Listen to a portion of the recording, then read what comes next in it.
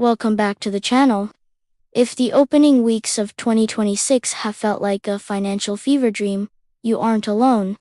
We are officially navigating one of the most volatile market environments in recent history, a period I'm calling the 2026 rollercoaster outlook. In just the last few trading sessions, we witnessed a historic Black Friday liquidation event that saw nearly $7 trillion in value evaporate from the precious metals sector. Gold, which had been the undisputed king of 2025, reaching heights near $5,200 an ounce, plummeted through key support levels with a speed that left even veteran institutional traders stunned. Silver fared even worse, suffering a 25% intraday collapse that wiped out months of gains in a matter of hours. While the headlines are screaming about a total market crash, the reality under the hood is far more complex. We aren't seeing a total exodus from the markets. Instead, we are witnessing a violent high-speed rotation of capital from old-world safety into new-world utility. To understand why this is happening now, we have to look at the technical why.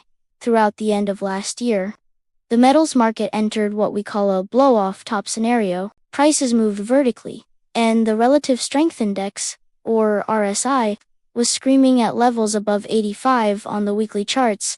In any market, an RSI that high is a flashing red light that an asset is overbought and overdue for a correction. The catalyst that finally broke the dam was the Warsh Pivot. With the nomination of Kevin Warsh as the new Fed chair, the market immediately priced in a much more hawkish, dollar-positive future. This sent the US dollar index on a rampage, and because gold and silver are priced against the dollar, they fell like stones. When you combine extreme overleverage with a surging dollar, you get the liquidation waterfall we just witnessed. We have officially moved out of the easy money phase of the bull market and into a price discovery phase where only the strongest assets will survive the volatility. One of the most fascinating stories of 2026 is the total decoupling of Bitcoin from the rest of the safe haven pack. Traditionally, when gold takes a hit, Bitcoin viewed as a high-risk asset is supposed to fall even harder. But in this February rout, something historic happened. Bitcoin held the $90,000 line while gold was in freefall. This suggests that, in the eyes of big institutional money and AI-driven hedge funds, Bitcoin is moving from digital gold into a high-volatility staple of private credit. We are seeing trillions of dollars in agentic AI flows moving through digital rails because they can be settled instantly, 24/7, without the physical bottlenecks of the traditional banking system. For the first time, Bitcoin is being treated as a more stable haven during a fiat currency scare than actual physical gold. This shift is a massive signal that the definition of safety in your portfolio has permanently changed. Looking ahead at the rest of 2026, the roller coaster is being fueled by more than just interest rates.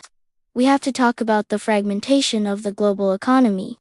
As we move closer to the 2026 midterm elections in the United States, political uncertainty is reaching a boiling point.